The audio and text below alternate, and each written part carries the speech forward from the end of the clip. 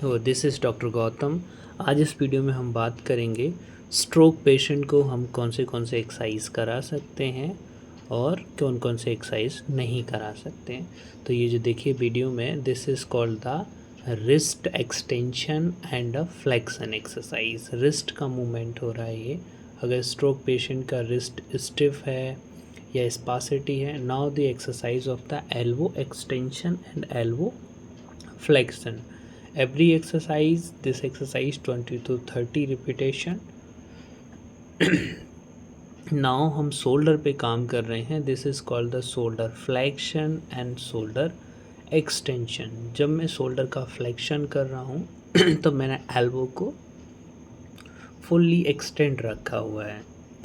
तो जब भी हम शोल्डर का फ्लेक्शन करेंगे स्ट्रोक पेशेंट में, तो एल्बो को सपोर्ट करके करेंगे, क्योंकि पेशेंट स्पास्टिक होता है और मूवमेंट करने में प्रॉब्लम होती है। Now we are going to the lower extremity. Firstly हम एंकल का मूवमेंट करें। This is called the dorsi flexion and the plantar flexion of the movement. तो ये दो मूवमेंट, क्योंकि स्ट्रोक पेशेंट का जो होता है, नीचे का जो एंकल जॉइंट्स होता है वो ऑलरेडी स्टिफ हो चुका होता है सारे पेशेंट का। This is called the toe movement. Toe को मोबिलाइज करना है, सारे स्मॉल स्मॉल जॉइंट को मोबिलाइज करना है, जिससे स्टिफनेस कमे और मैकेनोरेसेप्टर्स एक्टिवेट हों। तो this is one by one the finger movement. सारे फिंगर्स में जो आपके डिस्टल फेलिंजियस जॉइंट हैं पैर के, उनको मूव करना है। नाउ इसके बाद जो है हमको, अब हम करेंगे फुट का।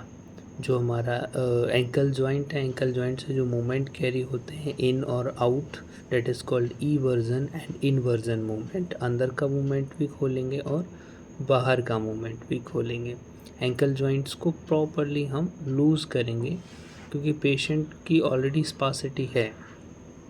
इसके बाद अनदर एक्सरसाइज पे हम चलेंगे। तो I am going to stretching the internal fibre, that is called the adductor muscle, adductor magnus, adductor brevis, adductor longus. तो ये इंटरनल मसल फाइबर को हम स्ट्रेच कर रहे हैं।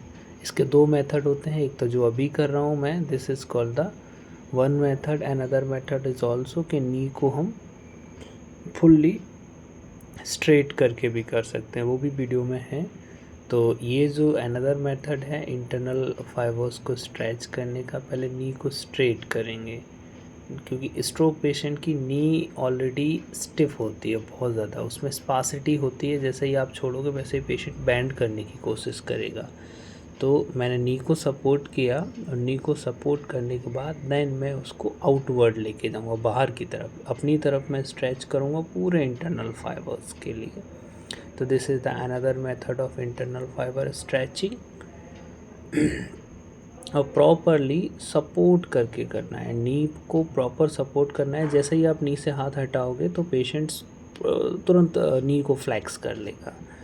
तो and now this stretching of calf, this is the very very basic. आप अपने पेशेंट की जो हील है उसको आप अपने हाथ से ग्रिप करेंगे, एंड देन अपने फोरआर्म का सपोर्ट करते हुए then to stretch of the calf muscles.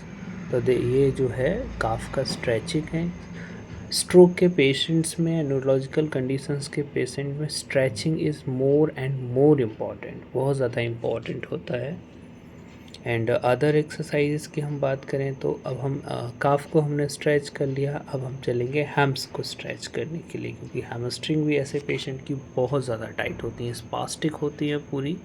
ये पेशेंट जो है वो 83 ईयर्स ओल्ड पेशेंट है। तो बहुत ही ऐसे जो जीरियाट्रिक रिहैब के पेशेंट होते हैं, जिनका एज फैक्टर को ध्यान में रखते हुए हमको स्ट्रेच कराना होता है मसल फाइबर को। एक्सेसिव स्ट्रेच भी नहीं, क्योंकि एज फैक्टर बहुत ज़्यादा होता है। और ये पेशेंट जो हैं जिनका एक्सरसाइज मैं करा रहा हूँ, he is 81 year around patients हैं। तो बहुत ही केयरफुली स्ट्रेचिंग कराते हैं, लेकिन stretching is much more effective. Stretching जब तक नहीं देंगे तब तक स्पासिटी में प्रॉब्लमेटिक ही रहता है पेशेंट को, एकदम जर्क मारेगा। अगर आपने स्ट्रेच किया और अचानक से छोड़ दिया तो पेशेंट जर्क मूवमेंट लेगा। तो जब भी आपको स्ट्रेचिंग करके हाथ को हटाना है, मूवमेंट को स्टॉप करना है, तब कि आपको स्लो मोशन में ही करना है। ऐसा नहीं आपने अपने